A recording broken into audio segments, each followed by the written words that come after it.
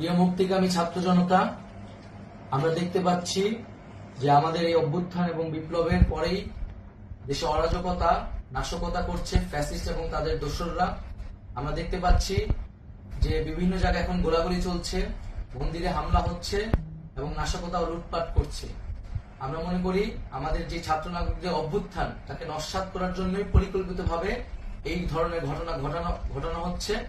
আমরা মুক্তিকামী ছাত্র জনতাকে সজাগ এবং সতর্ক থাকতে আহ্বান জানাচ্ছি এবং আমাদের যে অন্তর্বর্তীকালীন সরকার, আমরা সেই সরকারের যে প্রস্তাবনা 24 ঘন্টার সময় নিয়েছিলাম, জরুরি পরিস্থিতি মোতাবেক আমরা এখনই তার একটি রূপরেখা ঘোষণা করছি।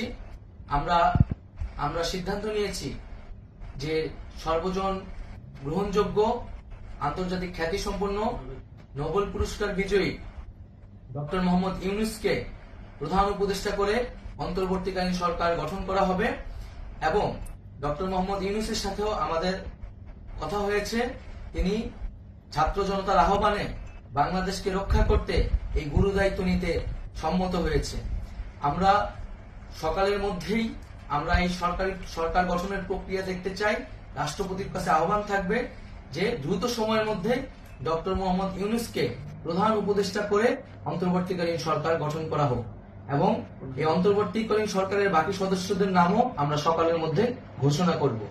প্রিয় বন্ধুগণ, দেশে যে অরাজকতা চলছে, মানুষের জীবনের নিরাপত্তাহীনতা চলছে, সেজন্য আমরা রাষ্ট্রপতির কাছে আহ্বান জানাচ্ছি দেশে আইন শৃঙ্খলা পরিবেশ ফিরিয়ে আনার জন্য দ্রুত সময়ের মধ্যে কার্যকর ব্যবস্থা নিতে হবে এবং আইন শৃঙ্খলা বাহিনীকে সহযোগিতা করার জন্য মুক্তিকামী ছাত্র জনতাও রাজপথে থাকবে এবং অন্তর্বর্তীকালীন সরকার গঠন না হওয়া পর্যন্ত মুক্তিকামী ছাত্র জনতাকে রাজপথে থেকে তাদের যে অভ্যুত্থান, সেই অভ্যুত্থানকে রক্ষা করতে হবে। প্রিয় বন্ধুগণ, আমরা রক্ত দিয়েছি, শহীদ হয়েছি। আমাদের যে প্রতিশ্রুতি একটি নতুন বাংলাদেশ গঠন করার জন্য, সেটিকে আমাদের অবশ্যই বাস্তবায়ন করতে হবে এবং অবশ্যই ছাত্র জনতার প্রস্তাবিত সরকার বাদে কোন ধরনের সরকার কিন্তু মেনে নেওয়া হবে না।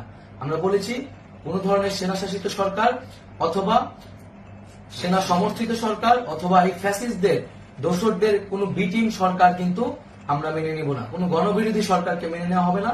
ছাত্র জনতার অভ্যুত্থানকারী যে প্রস্তাবিত সরকার, অন্তর্বর্তীকালীন সরকার, যেটা আমরা সিদ্ধান্ত উপনীত হয়েছি ডক্টর মোহাম্মদ ইউনূসকে প্রধান উপদেষ্টা করে এই সরকার গঠন করা হবে, সেই সরকারকেই বাস্তবায়ন করতে হবে অবিলম্বে। আগামীকাল সকাল থেকে সকলকে আহ্বান জানাচ্ছি রাজপথে থাকার জন্য এবং আমাদের যে সাম্প্রদায়িক সম্প্রীতি এবং রাষ্ট্রীয় সম্পদ রক্ষা কমিটির ঘোষণা হয়েছে বৈষম্যবিরোধী ছাত্র আন্দোলনের নেতৃত্বে, সকল পাড়ায় পাড়ায় এলাকায় এলাকায় সেই কমিটি পাহারায় থাকবে। আমাদের সংখ্যালঘু কমিউনিটিকে আমাদের রক্ষা করতে হবে, রাষ্ট্রীয় সম্পদ এবং এই দেশকে রক্ষা করতে হবে আমাদের।